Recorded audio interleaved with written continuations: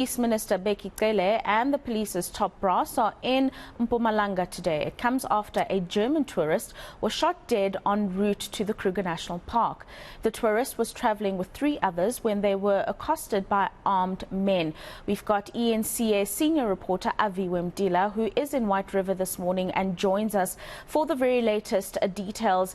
Aviwe, thank you very much for your time this morning, and we are expecting, as I've mentioned in my intro, that executives within the police department of the country to attend to that particular story and share details with us around what's going to happen going forward. But based on your understanding and what's further set to unfold today, what can you give us? Good morning, colleague, and indeed, Minister Bheki Cele, the police minister, is currently being briefed this very moment by the South African Police Service, the local police around here, and we do understand that they'll make their way to where the actual crime scene happened. It's not far from where we are, in fact. It's about 100 or so kilometers away, but I want you to give an eyewitness account of exactly what happened. Andre Koza is the owner of Heroes Academy behind us, and he says he was there just on his gate when it actually happened. I bring him in this very moment. Andre, thank you for joining us at eNCA, but maybe give us more details to how this tragedy happened. Oh, thank you very much, Aviwe, and let me take this opportunity to greet every viewer. What happened is it was on Monday after 4 o'clock. Then I was seated at the gate together with the securities and the general workers of the school. We just heard a gunshot just outside the gate. Then we wanted to know exactly what is happening. The moment we opened the gate, I'm talking about seconds, it's not about minutes. When we opened the gate, we saw a Hyundai car reversing. And inside that Hyundai car, there was a lady that was screaming. And as we were looking at that one, then we saw a Bheki, a VW Bheki, the small one. That guy, there were 2 guys outside carrying guns, both of them. Then the moment they see us, because we were roughly 6, they entered their car, and they did not cover themselves, on their faces. It's like they were free. Then as it was like that, then I heard boom at my wall. Then I ran straight to the wall, because you can see it's just 30 meters from where I was shot to the wall. Then when we reached there, we wanted to check whether he's stuck or not, and only to find that he was not stuck, but he was having a gun wound on his right hand. Then as we were looking at him, I could see that because his mouth was wide open, I could see that something bad has happened. Then the wife still was screaming, saying that don't kill us, don't kill my husband, don't kill me, don't leave me, something like that. Then I phoned the police immediately.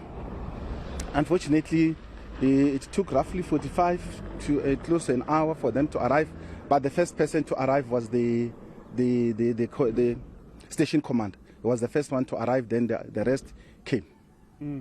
So what my colleague Asanda was showing you a bit earlier on was the glass that was shattered as that bullet, we understand, one shot went through, and he's going to show you now the point of impact from the wall as they reverse. It's some 100 or so meters from where the gentleman was shot to where the car landed. What you're seeing right now, that patched wall over there, is where the car stopped, and we hear that's where possibly he took his last breath. So at that time, did you see who they were? Because you're saying that they had no mask or anything of the sort. Is it people that you know, or maybe give us more details?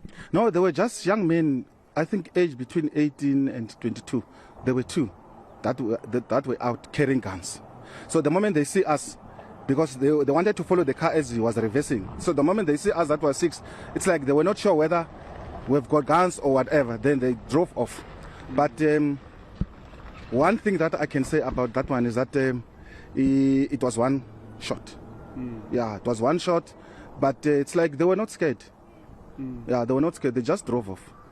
Are there, because this is quite scary, especially at the backdrop of having Tourism Month just now, are there any incidents that have happened of this nature in the recent past? Yeah, this year I remember 4. Huh? Yeah, this year I remember 4 incidents that happened here. On this stretch of road, Numbi Road, in front of your house? Yeah. The other one, it was a bus carrying passengers or tourists. So 2 guys came out just here. Then they pointed gun at the driver and the passenger person that side. So unfortunately, the driver, it's like he was from South Africa because he was not scared of them. He took out his gun again. Then as he was trying to shoot them, they shot in that bus, but one tourist was injured. Unfortunately, I'm not sure whether he died or what happened, but he was shot. And they ran away because he refused to stop. So those thieves, they went to the bush. The other one, it was Thomasbeck. One parent came to collect his child at school. As he was coming out, he saw some criminals trying to hijack the tourist. Then what he did was trying to chase them.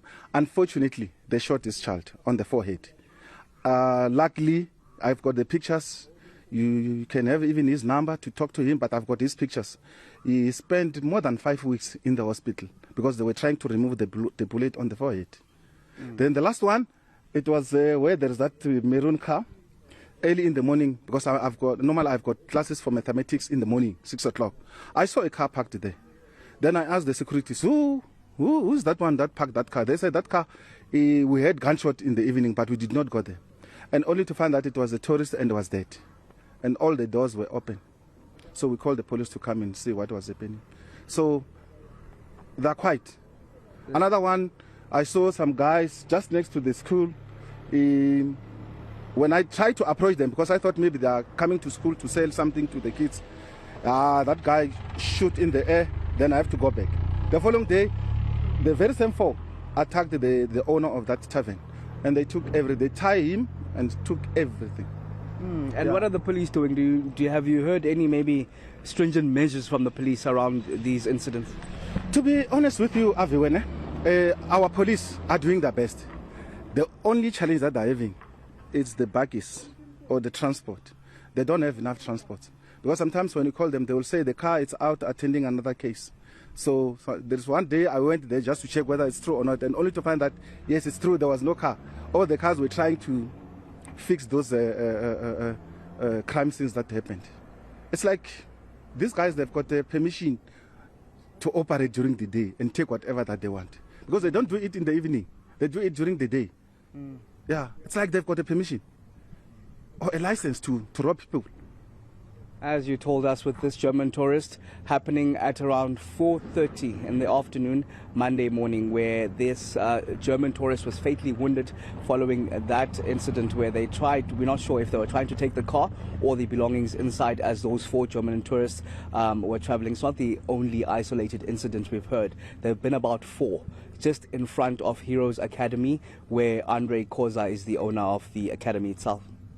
Very worrying, Aviwe Mtila, what he says there around the level of violence and the brazen nature in which these criminals are now conducting their business, so to speak, and during broad daylight, and really it having a negative impact on a very important component of South Africa's economy, that being tourism.